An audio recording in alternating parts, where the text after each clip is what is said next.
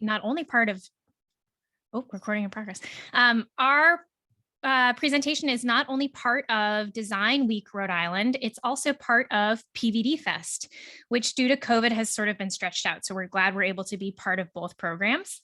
And PVDFest is produced by the City of Providence through the Department of Art, Culture, and Tourism, founding partner First Works Mayor Lorza, and the Providence City Council. Thank you to the Art and City Life Commission, whose service to the city makes ACT's public art program possible. Dan Wood, did I see you sign in? Maybe you did. Dan Wood is officially a city commissioner, so you can ask him all of your city commission questions. Thank you to our PVDFest Ideas curatorial partners at the Rhode Island Historical Society, the Rhode Island Council on the Humanities, and the Providence Public Library. Jordan Goffin, I think I saw you in here, so I'll make sure that I direct all library curatorial, I'm saying all the wrong words, questions directly to Jordan, ask him lots of library questions. The city has also provided 2 great slides from Kay Funmi Ilero, about the city's land acknowledgement. So I'm going to hide all of you to read through these. We acknowledge that we are occupying the land stewarded by the first people who inhabited this area, the Narragansett, the people of the Little Point, or people of the points and bays, and the Wampanoag, the people of the First Light, or the people of the East. We recognize and honor the living legacies of Indigenous people across what we now call Providence for their cultural stewardship and for teaching those who arrived at this land, by choice and by force, to consider our lifetime within the context of the next 7 generations. So with that, we're going to hop into our artist presentations, and I'll ask you all to stay muted. There will be a Q&A session later, so hold on to all of your burning questions. So I'm going to pass off to Allie. Yay. Hi, friends. How are you? Let's go to the next slide. So just to be clear, I'm Ally Thatcher. I'm not Fallen Cargo. I just work for them, because every so often somebody be like, "Yo, Fallen Cargo," and it's just like, that's not me. But Fallen Cargo is an art and design practice that I started that is centered around protecting and preserving Black culture. Each piece is designed to confront the whitewashing of culture and history. So there's a singular history taught to us about the founding of this country. That's not inclusive, and neither is it completely accurate. So I believe that equality cannot be obtained if we are not educating Americans on why and how this country exists. Next slide. So before getting into Fallen Cargo work, I wanted to just show a few pieces that I did before launching Fallen Cargo. So this first piece is a whitewashing series, which were a series of posters of movies that had whitewashed casting. And then at the top right is a Das Racist game board that I designed as a student at the Hartford Art School. I was studying graphic design, and one of our assignments was to create a board game. And so I wanted to create a satirical board game that would evoke a conversation about racism. And then on this bottom right, for Black Lives Matter campaign logos that I created during the building up to the 2016 election, I wanted to create presidential logos of the Black people that were killed by law enforcement. And so these 3 pieces sort of put everything together to create, in the next slide, to create this first piece, which I launched Fallen Cargo with. This is the Kk Kardashian shirt. And this piece is all about the way that, like, white public figures sort of, they exploit Black culture. They use our likeness of like Black womanhood, but still perpetuate white supremacy, patriarchy, capitalism. And I tend to make work that's quietly loud, and that's what I love about this shirt. So let's go to the next slide. And so in continuation with more work about whitewashing and unearthing our history, I started this project called The War on Drugs Revised, where I collaborated with a grassroots nonprofit organization called Massachusetts Recreational Consumer Council. I tend to work with them a lot and do a lot of work about examining drug culture and its evolution from the 1980s to present. The war on drugs had such a negative impact on Black and Brown communities. And there's still a lot of people in prison for nonviolent drug offenses related to cannabis. Yet a lot of white entrepreneurs are making millions of dollars off of this industry. And so the work that I do with MRCC is all around decolonizing weed, restoring our communities, and abolition.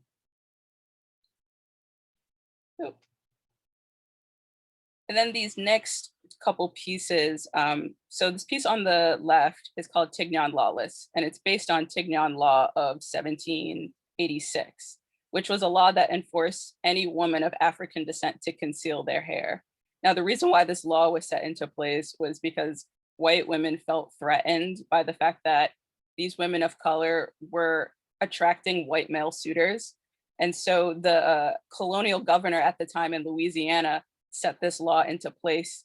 And what I love about this history is the fact that these women of color decided that we're going to like have the flyest head wraps, and we're going to like use different fabrics and beads and different head wrap styles that still exist in fashion today, especially in Black culture. And so I took a photograph of my mom's hair and put it on a silk head wrap, because I felt like that was just like, I love that idea of the fact that Black people have always been rebelling against white supremacy. And I feel like that's such an important history that today's generation need to understand. Like, we've always been fighting.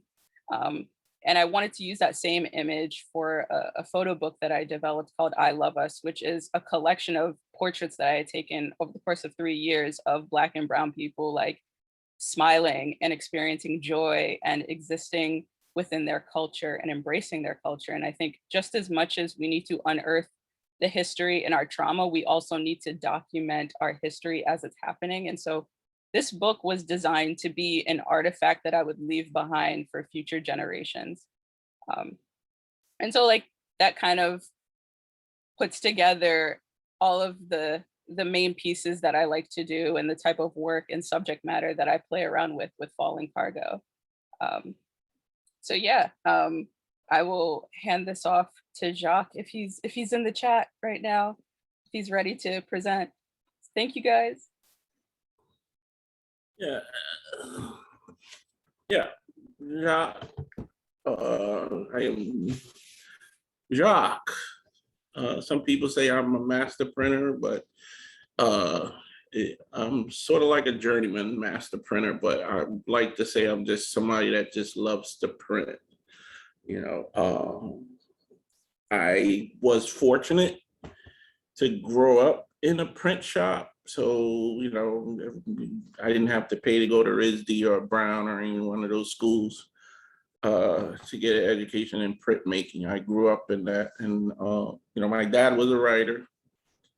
He wrote a lot of books on philosophy, also the teachings of Masons. He was a Mason who traveled basically the world, but he also was a FIFA referee for FIFA World Cup type of thing. So he traveled all over the world doing that also, but he was a writer. And if we wanted to eat, we had to print and buying books. So like I said, I didn't have to pay for anything. But to talk about my work, I was doing a lot of etchings and a lot of letterpress, but then I gave it a break and started delving into historical figures and things like that. And one of the things that I've been working on is, you know, yeah, I make these prints with little quirky little sayings on them. Some prints I make with that can uplift people and things like that. You know, this is a print I did. I was just sitting around and everything, and you know, I used to be a drinker and I stopped drinking and everything. And you know, I was sitting around and I was playing with type and type high and came up with this print and everything, because I do love type, especially wood type, and it was just my way of saying type gets me high, you know, because I get a joy out of printing, especially letterpress printing. I love playing with layers. You know, excuse me with the but this is another print I just recently did. Change is not change until it is changed. And I've done a lot of changing in my life since I stopped drinking. And in the background in this print, I kind of played a little joke where I found this old block that has all kinds of different changes on the background. It says 2 cents, 3 cents, 5 cents, and things like that. And it was just a little quirky way of, if you look in the background, it just, you know, if you want to come by the shop, come see a print like that. But I make prints like these with sayings on them, try to uplift people here and there, you know, with some of my prints. But one of my favorite works that I did is I curated a show called Good Morning Revolution. And this was one of the prints that was in there, Ella Baker. And the reason I started making these prints, because I wanted to highlight women from the lesser known women from the diaspora, like Ella Baker, who mentored a lot of big names. When the civil rights was happening, it was Martin Luther King, Malcolm X, you know, it was mainly male dominated, but in the background, we had Ella Baker. Ella Baker mentored people like Martin Luther King, Stokely Carmichael, and Rosa Parks. She was behind a lot of these people in New York. And,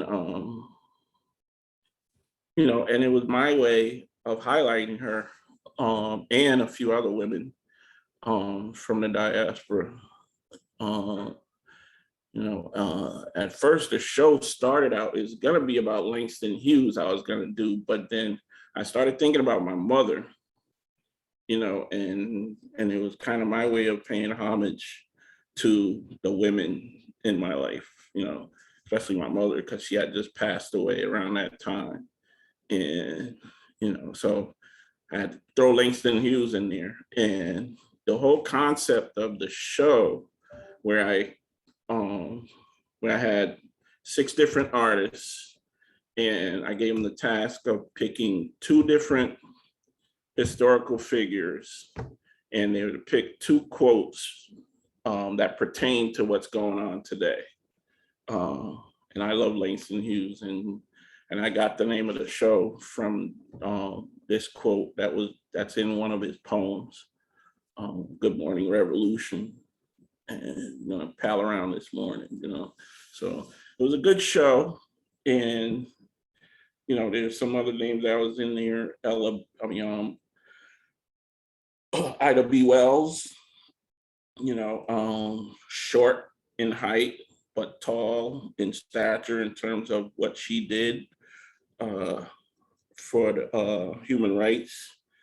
You know, but she was also persecuted, where she had to move from different states because she was always threatened. But she was a tall figure.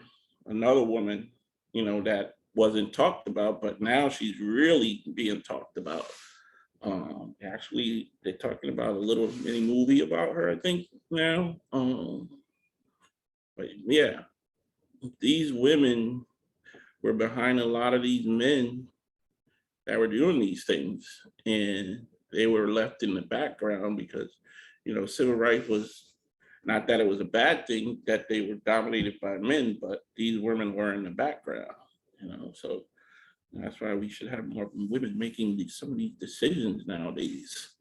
But I love this show. It was, and another reason I did this show, I had made a print of Fannie Lou Hamer in a workshop. And this guy must have been about 35 years old. He came through and he wanted a print of Fannie Lou Hamer. And I asked him, do you know who she is? And he said, no.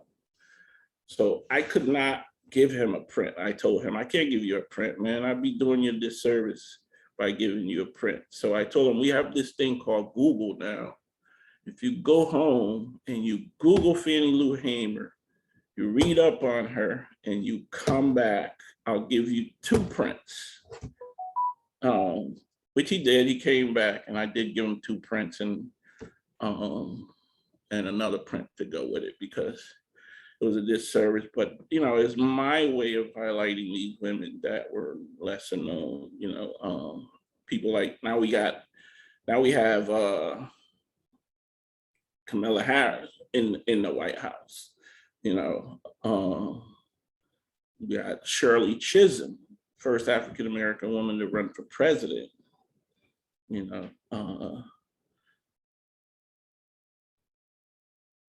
yeah, and to me, you know, there's not much more I can say about these women, you know, but I'm gonna continue to highlight these women.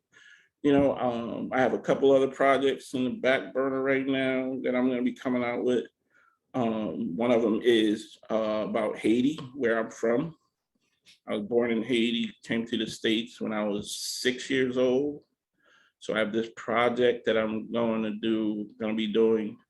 It's about Haitian history and American history, how the two are intertwined.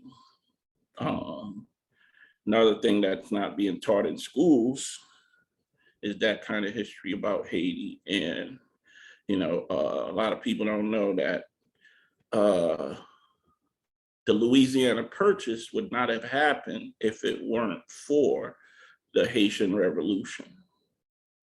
And that's another project that I'm working on. And I got a project that's coming on next year in February. It's about George Stinney Jr. George Stinney Jr. is the youngest African American to get the electric chair. He was only 14 years old. He was convicted of murdering 2 white girls in the South. And he just recently took him 10 minutes to convict him. It took 7 years to exonerate him. He just recently in 2014 got exonerated for the murder. So I'm gonna be doing a show about that. But I love playing with images and text, putting text to an image to tell a story about the person. And so these prints are offset letterpress prints that I do. And it's an old school form of printing, you know, that is becoming very popular in the greeting card world, letterpress printing, you know, so, but yeah, that's what I'm up to, you know, and I teach classes in this kind of stuff, you know. I've known Lois for a long time, my cohort for about good 10 years or so, maybe, you know. Now Allie's a new cohort in this fight, but, you know, I've never really wanted to be an activist, but I don't know, people say you don't know how to separate the activist from the artist or anything like that, but, you know, it's just my way of educating people, because I know, for instance, education, I was affected by education when I first moved here to the state. I was actually held back a grade because I didn't know the English language really well.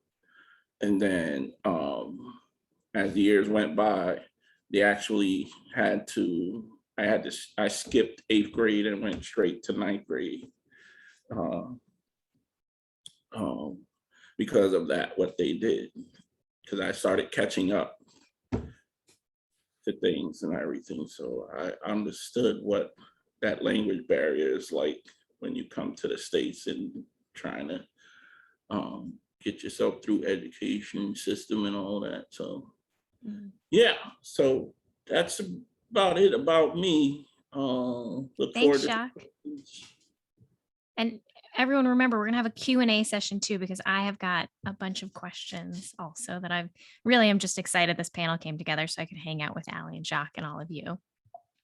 I'm gonna quickly go through a few slides and introduce a little bit of my work. I think you're sensing a theme coming together through all of us, which is how Micah Salkind from Arts, Culture, Tourism kind of put us together. So as Jacques said, I've been in Providence for quite a while, maybe 15 years now. So I studied traditional printmaking at RISD and decided that Providence was a really good distance away from my family in Salt Lake City. So I decided to stay. And I met Jacques at AS220 because it's, as somebody graduating from a facility like RISD that has a lot of printmaking that's totally open, finding those other spaces in the community can be tricky. So I wasn't making a lot of text-based work when I was at RISD and started working at DWRI Letterpress about a year after I graduated. And I've been there for about 10 years now.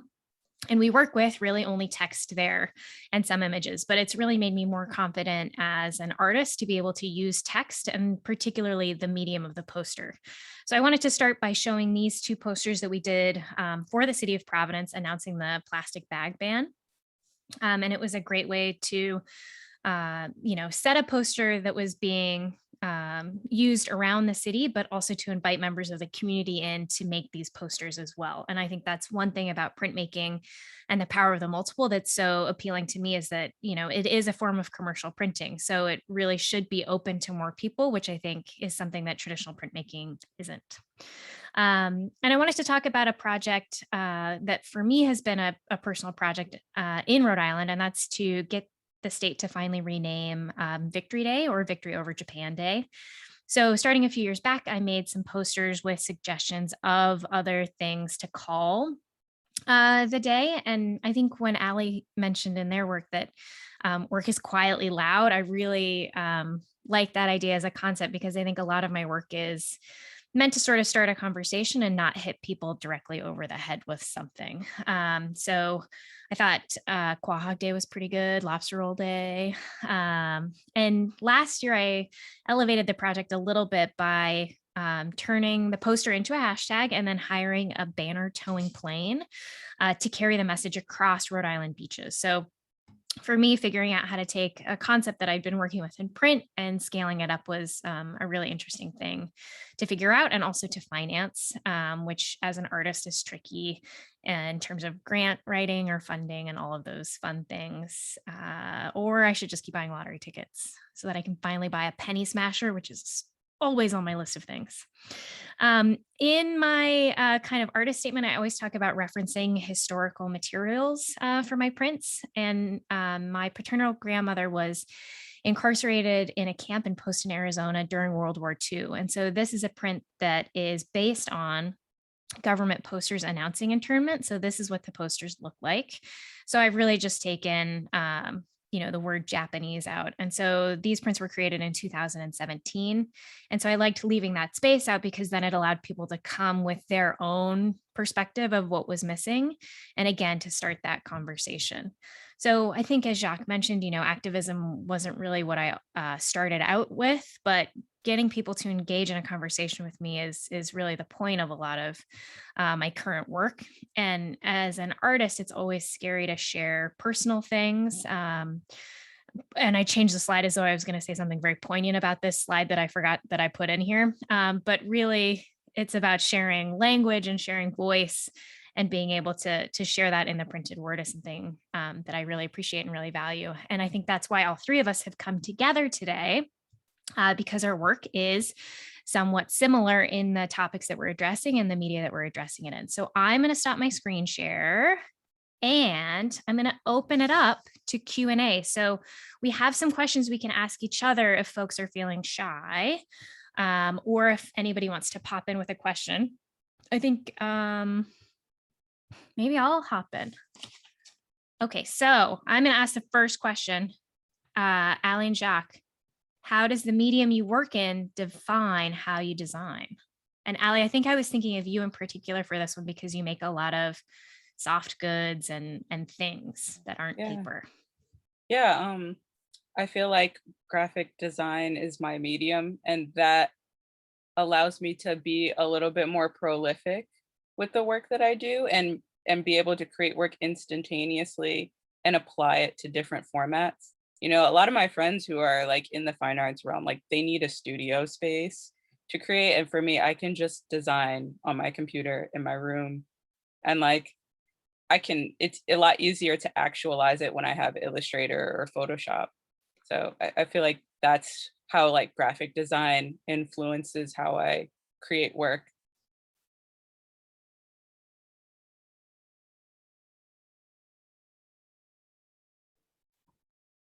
Oh, for me, I'm not a designer, so I've never been a designer. I grew up on copy. You know, people say copy paste, but we actually physically made copies and then we paste them to where we wanted to back in the day. Because the stuff I do and work with is really old school. So all the texts and stuff I make and use is all about, for me, it's all about layering. You know, and some of the prints I do with images and all that. I try to keep the text as short and to the point as I can, you know, not make it a long thing, you know, so it doesn't take away a lot from the image, you know, so they both work together and stuff like that. But yeah, I'm not a designer by trade. I just love playing with type and things like that. You can see in my background here, you know. Thank you.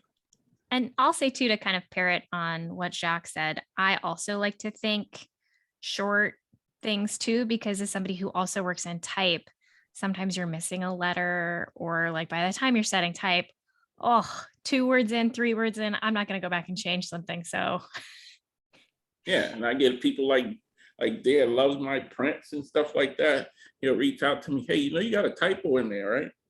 I'm like, oh God, I go back and fix that.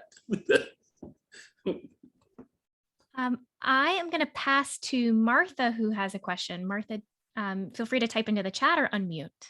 Okay, I unmuted and I'll put my hand down. All right. I really loved seeing everyone's work.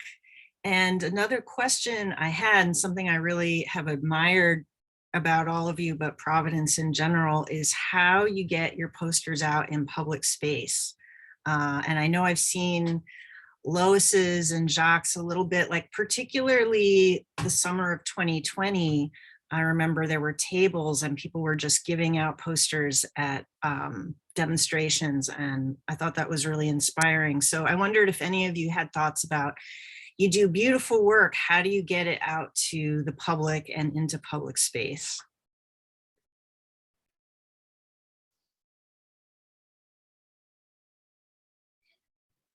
Martha, that is a great question. And I think for me, I'm lucky in that I can usually say, hey, I have posters at DWRI Letterpress, please come pick them up.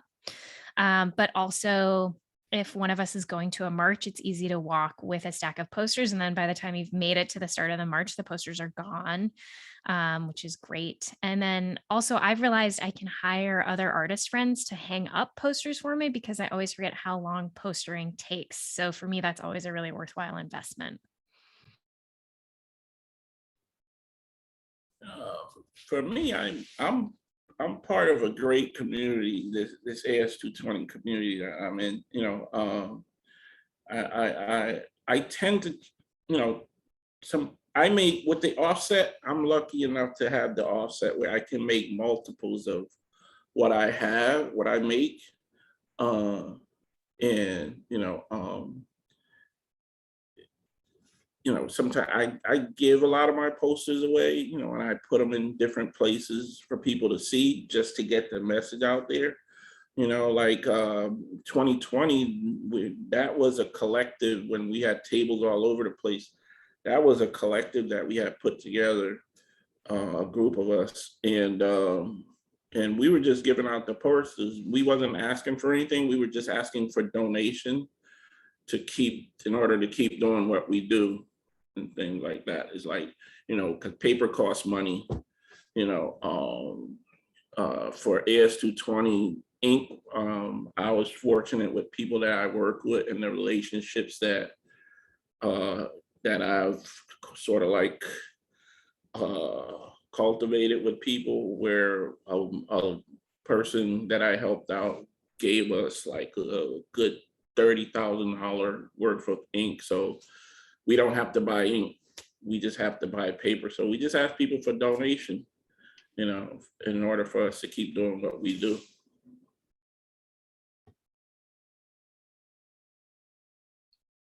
I'm trying to think if this question applies to me because I use a completely different like channel to show my work outside of just like wheat pasting and posters. Like the t-shirt is my poster format to me. So it's like being able to sell it on my website and make it accessible to a very specific audience, because I'm very precious about where I put my work, because with satire, it's like some people are going to get it and some people aren't going to get it and weaponize it. And so I tend to be a little bit more precious about where I'm displaying my work.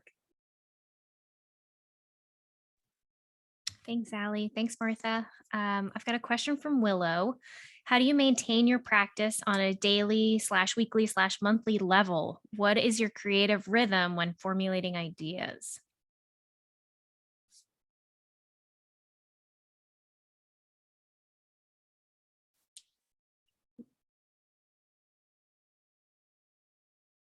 Let me think. I could kind of start with that as like, I used to treat creating and making almost like a sport in a lot of ways, where it's like I come from an athletic background, so it's like I have to practice at something every day, and I've done that enough with different mediums and different formats to the point where I've naturally gained a schedule or like a regimen on what I'm creating. And then I also like have to take time from not creating at all and just I think like there's a lot of holding yourself accountable, but there's also an aspect of like you got to be kind with yourself and your creative energy. So I find myself trying to figure out that balance of like, I'm going to work on this specific thing for how many months, and then I might, when I feel like I need to step back, I'll step back.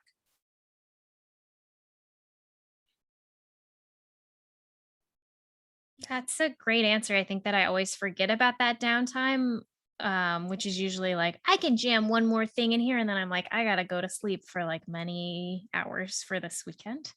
I think in terms of my practice, because I'm working at a commercial space every day, I'm still pretty adjacent to the process.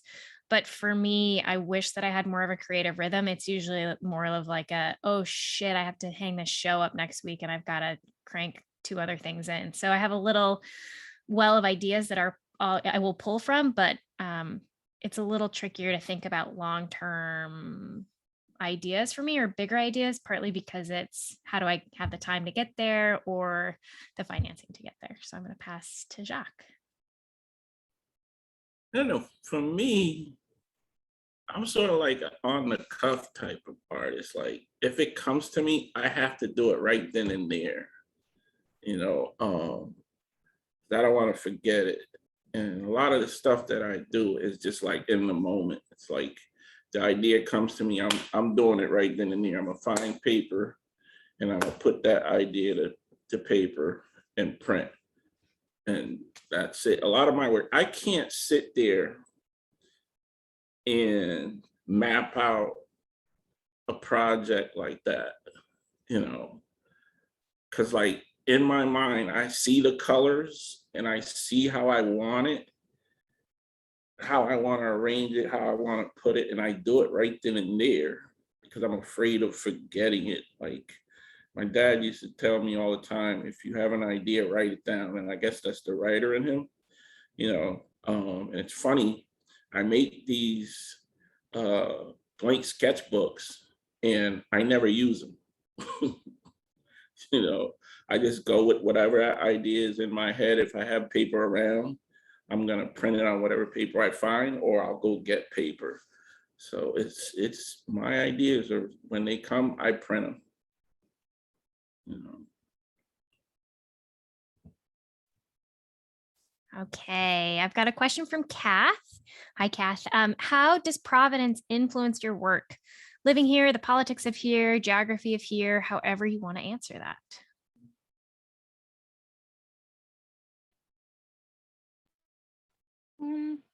So like, I'm not from Providence. I've just worked here for so many years. Like I started my career here in like 2015.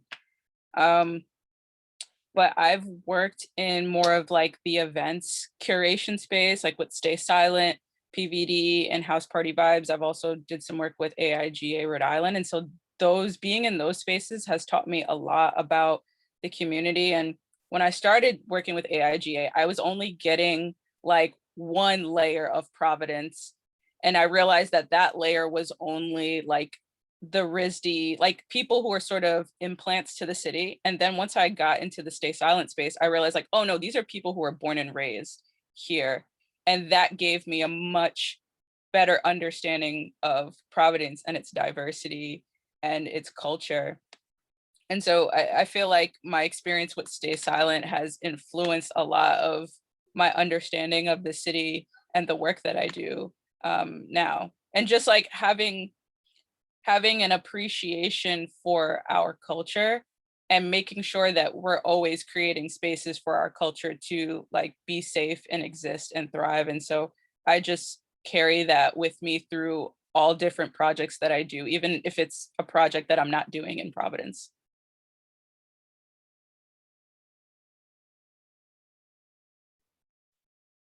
Oh man, for me, I've always worked in the commercial industry when it comes to printing. You know, like I said, my dad had his own print shop, you know, but my dad never, his print shop wasn't printing for other people, but my oldest brother had his own print shop. And I worked for several commercial shops, big shops, worked for a really big greeting card company before I moved here to Rhode Island. And then someone put my name out there for a graphic company that was here in Rhode Island. And you know, they asked me for my portfolio and I sent it to them. And they hired me and I moved to Rhode Island. And it was great working for them, kind of stressful, but it was good money. And but the market crashed in like 2007 or 8, and they couldn't afford to pay me what I was making. And you know, and I'd just rather take the unemployment because the unemployment was more than what my pay cut was going to be. So I was in between things, either move back to Connecticut or go to school, something like that. And I ran into, I forgot what's his name, that works in special collections, but he's in Hartford, Connecticut. And he introduced me to Morgan and Arlie, who had started this AS20 print shop. And I was like, whoa, I got a bunch of this stuff back home and da-da-da-da. And I ended up just fitting right in, you know. It was just like me finding my little kid in me, you know, because me and my oldest brother, when downtime when we wasn't printing for my father, we would play with stuff on the letterpress using different textures and stuff like that. So, you know, it was kind of like, you know, hey, I'm not going back to Connecticut. I like this community print shop, letterpress, everything like that. You know, I can play around like I used to and everything. And I've been here ever since, you know, and just kind of fell into everything else, what everybody else was doing, you know. We used to say, if you see something, say something. And we started making, I forgot who it was that started that, but then we just started making prints. If we didn't like something or we had something to say about it, we just started saying, and that took off. And we're still doing it to this day, you know. I'm really glad I stayed in Rhode Island. I get to do something I really love to do, you know. I think for me, Providence is always such a visual town. So I think RISD does have a big influence on that in the music community too. There are always great posters around. And I think for me, going through school and wanting to get into more commercial or more mass appeal printing, you know, that the benchmark of getting your poster stolen before the event was always something that I was trying to go for. So I think that really shaped my move into that media. And I think Providence too, the arts community here is really wide and diverse in background. So it's easy to be able to say, hey, I've got an idea. Oh, I bet I know somebody in town who might have already tried this or maybe knows more about it than I do. And so it's easy to find that connection in Providence where, you know, that's like the one really good time that the town is so small where you're like, not like, oh, I've been on a date with this person, but they went on a date with that person. It's more like, oh no, I've got a person who used to work here. And so then can get me another connection here. So the connection is important to me. And then of course, for me, the politics do matter. And it's interesting to figure out the next step of having an idea that is politically motivated, but actually then getting it to the next hurdle of making any actual legislative change, which seems interesting. I am going to ask a question from Sophia. Do you think that people have assigned to you the role of activist just because you are a person of color? How have you reacted to that particular title? Has it stopped you from doing or saying certain things or having fun with the art you are making? I think that's a great question. Someone also called me an artivist last week, which I was totally confused by. And I think for me, it's always the art first and then kind of the role of activism after. So they are still somewhat different. And I think maybe you are onto something with if that role has been assigned because I am a person of color speaking about this one very specific part of our history that perhaps people think that I have more ownership to talk about and more ownership over that aspect. I don't think it stops me from doing or saying certain things, but I don't know, ask me in a year or two when I've made something really weird, or I'm sure I'll walk into that at some point, but it hasn't affected me. So I'll pass to Allie and Jacque. I'm constantly grappling with that question of like, I stray very far away from the title of activist, but I also understand that my work functions as that. So people from the outside looking in are like, yeah, you're definitely an activist. But for me, I'm just like, I'm a Black woman that just sees shit for what it is and likes to call it out because it's cathartic for me.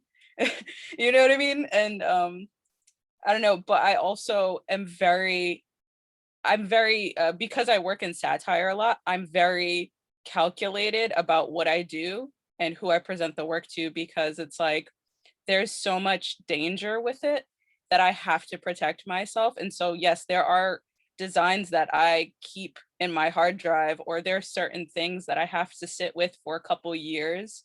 And it's like doing a large equation, and then for a year I'll do that equation over and over and over again to make sure that I'm getting it right, because you have to be socially responsible. I'm like, I take it very seriously to make sure that my message is being direct and clear, because it's like I can't be irresponsible or lazy when this work is representing a marginalized community of people. And then on the other side, what's tough about that label of activist is like, yeah, a lot of Black artists and creatives get labeled as that because we are Black. But at the same time, it's like, if we are not talking about these things, then it's just like, well, you're not really, it makes it hard for Black people to connect to the work that you do. I speak about this a lot in terms of like criticisms that people have of Virgil Abloh, right? Like, yeah, he's a Black man existing in a white industry, but it's not radical enough for some people. But it's like, he should have the space to just make work that is, rather than having to make work that's attached to his Blackness. So it's a really hard thing to figure out. I just, again, stay rooted in like, if I just have something to say that affects my life, I'm gonna just say it.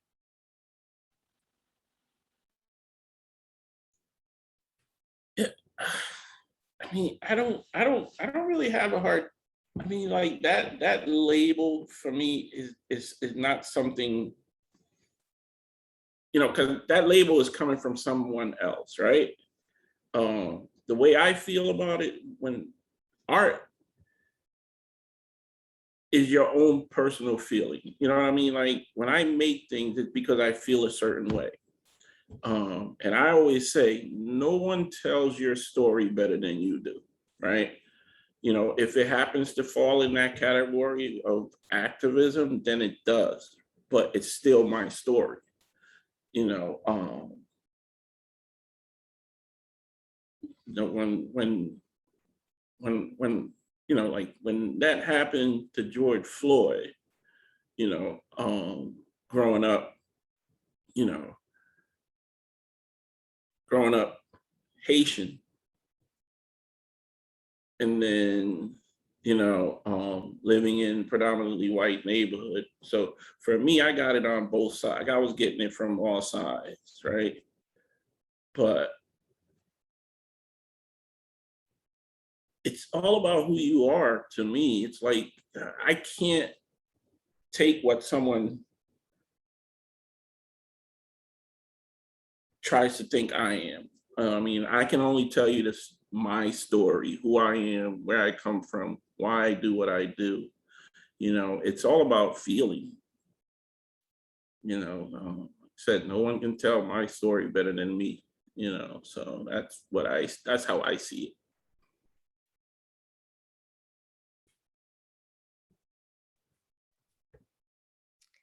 Okay, I have a question from Aya and Liam, who I see over in the top of my screen. Thank you for your work and sharing it with us here. It's so exciting to see the three of you doing this talk together and workshop later. How do you come together? How have the three of you influenced each other? That's a good question. Is it Lois? We met through AIGA first, I feel like. I don't remember. This is the Providence thing also, where it's like, oh, I've known you forever. I don't know. It's like, because we see each other in so many different places, but it was probably like AIGA or something. And then I met Jacque this summer. Like we met on Zoom to organize this. And then we have a mutual friend, Brian, who like, he got us, we were just like in the studio and we were just talking shop, and it was such an enlightening conversation, especially after being in quarantine for so many months. You know, it was just like finally good to talk to people and not just engage in these conversations on social media. Yeah. Because there's a lot of performative shit going on, and it's just like, no, we need to actually be talking face to face and having nuanced conversations. So that's how Jacque and I connected. Yeah. And it was a good connection, you know, it was a little impromptu, sort of like, hey, I do this. Here, grab a print. Mm-hmm. But yeah, it was a great conversation. You know what I mean? I love conversation. I mean, like you said, after all of this time not being around people, and to be able to meet people and talk to people and to be able to hold a conversation, you know, not having to push a button or mute or whatever and everything, but to have a conversation. It was very enlightening, and, you know, and I'm glad we met, you know, because I didn't even know who Allie was until she showed up in the shop. And it was like, hey, yeah, we're gonna be talking about stuff together. Yeah, you know, but it's awesome. Now I have I say whenever you make a new friend, it's a good day, you know, so. Absolutely. You know, but me and Lois go way back. We go way back to the, you know, like when me and Lois started hanging out and talking, you know, I think we went down the street to grab a hot dog, right? Yeah, there was a really good hot dog vendor in Kennedy Plaza. Yeah, he's not there anymore, but I'm sure that hot dog from 10 years ago is still with me though. But me and Lois used to have fun, you know. I mean, like Lois took the offset class, you know. Lois has her little quirky, funny sense of humor. You know, like when we're running the press and everything's coming out the back, it's spitting it out. It's spitting it out. Well, I thought it was supposed to do that, but apparently not. Yeah, but And you know, I'll say too, I mean, big props to Micah from ACT for kind of matchmaking the three of us together. I think as he was looking for programming for PVDFest ideas, he kind of saw the through line in all of our work. And I've been a big admirer of Allie's work and Jacques' work for so long. So it makes sense to kind of see us all in the same space. So I think that is the end of our list of questions. I'm going to make a little announcement about our workshop. So if you have any other questions, feel free to put them in the chat or just come see us on Saturday. So we're hosting 2 workshops, 3 to 4 p.m., 4:30 to 5:30 p.m. Eliza's got the link in the chat. They're both at DWRI Letterpress and they're drop-in. So what that means is that you can come anytime in that hour. All 3 of us will have some work out for display and for sale. So if you liked some things that you saw on the slides, you can come and shop, but we will also have posters set up. So you can come in, make a print from each of us and then head out, hopefully. And the reason that I say that is normally we love if people hang out for the whole workshop, but because it is COVID, we're trying to cycle people in and out through the space and you have to wear a mask. We have extra pink masks if you don't have yours or forget to bring one. So you need to register for either of those sessions and both sessions are the same. So maybe don't register for both.